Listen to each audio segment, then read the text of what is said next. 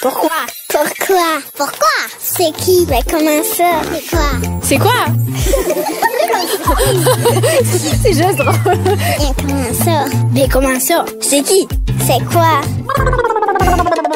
Allô, moi je m'appelle Chaillou Momini. Mon école est l'école régionale Saint-Basile. Je suis en 4e année et ma question est de quelle façon les singes évoluent?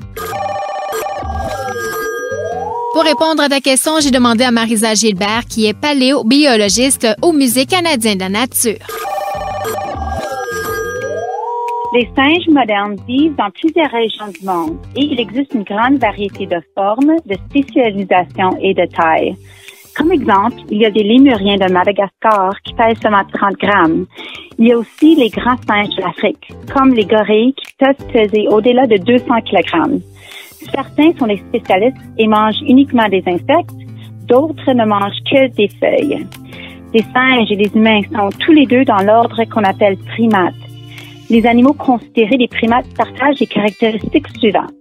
Un grand cerveau, une acuité visuelle, une vision de couleur, une habilité de permettre un grand degré de mouvement dans l'épaule et aussi des mains habiles.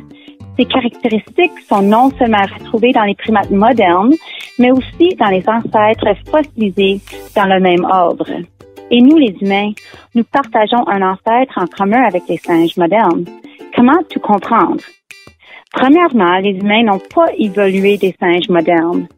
D'ailleurs, on partage un ancêtre en commun qui vivait il y a environ 25 millions d'années, pendant l'époque de l'Oligocène. Cette division comprenait de deux groupes. Les cercopithécoïdes, donc ça c'est les singes du vieux monde, et les hominoïdes, les groupes de singes de ce temps qui comprennent nos ancêtres. Il y a 25 millions d'années, les ancêtres humains n'avaient pas l'air du tout comme les humains d'aujourd'hui. Et ceci est aussi vrai pour les singes modernes. Leurs ancêtres étaient différents des singes d'aujourd'hui. Si on voyage encore plus loin dans le passé, pendant l'époque de l'Éocène, il y a environ 55 millions d'années, l'environnement était vraiment différent. La Terre faisait beaucoup plus chaud. Il y avait des forêts tropicaux avec des crocodiles dans l'Arctique et il y avait beaucoup d'oxygène dans l'atmosphère. Le plus vieux fossile d'un primate date d'environ 57 millions d'années et s'appelle le Plesiodatus. C'est un animal qui ressemblait un peu comme un écureuil ou un musaraigne agricole. Il est considéré un des premiers primates. Même si le premier fossile du primate a été trouvé il y a 57 millions d'années, il y a des études génétiques qui démontrent qu'il y avait probablement des primates qui vivaient avant ce temps.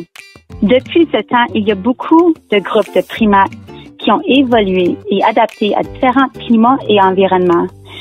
Il y a eu des grandes radiations de primates et des grands événements d'extinction.